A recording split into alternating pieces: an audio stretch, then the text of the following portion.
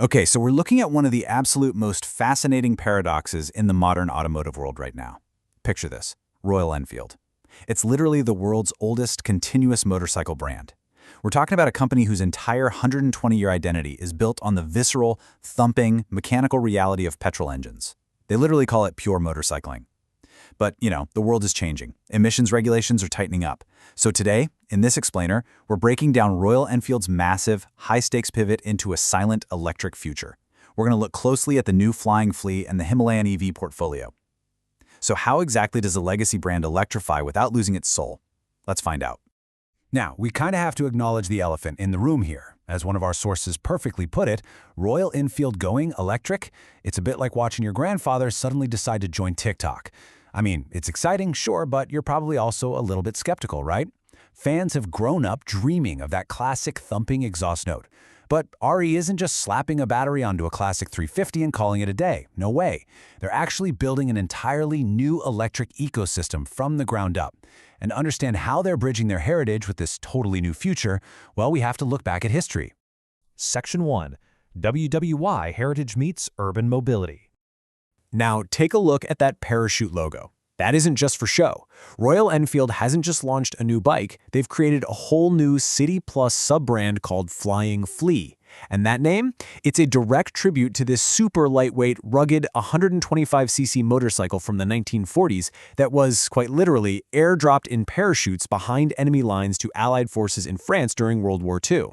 It's such a cool piece of history. By anchoring this brand new urban electric mobility brand in this symbol of wartime resilience, Royal Enfield is basically brilliantly easing skeptical petrol heads into the whole EV concept. Like, yes, it's electric, but it's built on absolutely undeniable heritage.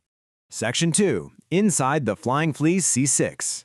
And this design brilliantly illustrates their retro-futuristic philosophy. Just look at the front of the bike there. That is a forged aluminum girder fork. You honestly almost never see this on modern production bikes. It's heavily inspired by the original 1940s Flea to minimize flex and give you a uniquely stable ride. But then your eye kind of moves to the center, right? That is a sculpted organic magnesium battery case. It maximizes weight savings while incorporating this really graceful aerodynamic wing-shaped motif right there in the battery fins. It's just a stark, honestly beautiful contrast between classic wartime mechanics and cutting-edge electric housing. So what does this piece of retrofuturism actually cost? Let's just blast through the pricing strategy real quick, because Royal Enfield is getting very aggressive here. If you buy the C6 outright in India, it's expected to run you about 2.79 lakh rupees. But look at the second row there. They are offering a battery as a service, or BAS plan. This essentially separates the cost of the battery from the vehicle itself, dragging the upfront purchase price down below that crucial 2 lakh barrier to an incredibly accessible 1.99 lakh rupees. That is a massive upfront discount, completely designed to get urban riders over the EV price hurdle and right onto the saddle. Okay, but the really crucial point here is performance, right? Like, how does it actually ride? Let's quickly fire off the spec sheet. The absolute standout number here has to be the weight, 124 kilos. For anyone familiar with Royal Enfield, a brand basically famous for heavy planted cruisers, 124 kilos is astoundingly light. Paired with a 3.91 kilowatt-hour battery, giving 154-kilometer claimed range, and a motor pushing out 60 newton-meters of torque, this bike is going to hit 60 kilometers per hour in just 3.7 seconds. It really proves this isn't some bulky highway tourer. It is a highly nimble, accessible, and seriously quick urban commuter designed to slice through city traffic in total silence. Section 3. Smart Tech and Battery Plans. Now, this represents a massive leap for a brand historically celebrated for basic analog simplicity. Under the hood, the Flying Flea is actually powered by a Qualcomm Snapdragon system on chip. Yeah, you heard that right. They partnered with Qualcomm Technologies to bring a car-to-cloud platform to a two-wheeler. This means the Flying Flea will have over-the-air firmware updates, mobile key access, and a deeply connected software-defined riding experience. I mean, your grandfather's Royal Enfield definitely did not have a Snapdragon processor in it. And they really aren't messing around here. Royal Enfield established a dedicated Flying Flea Tech Center. We're talking over 200 engineers spanning across their advanced R&D centers in the UK and India, and they've already filed more than 40 patent applications. They are literally building custom, bespoke motor and battery management systems from the ground up. This isn't just buying off-the-shelf parts. This is a serious ground-level investment into owning their very own proprietary EV technology. Section 4. The Wild Himalayan Electric.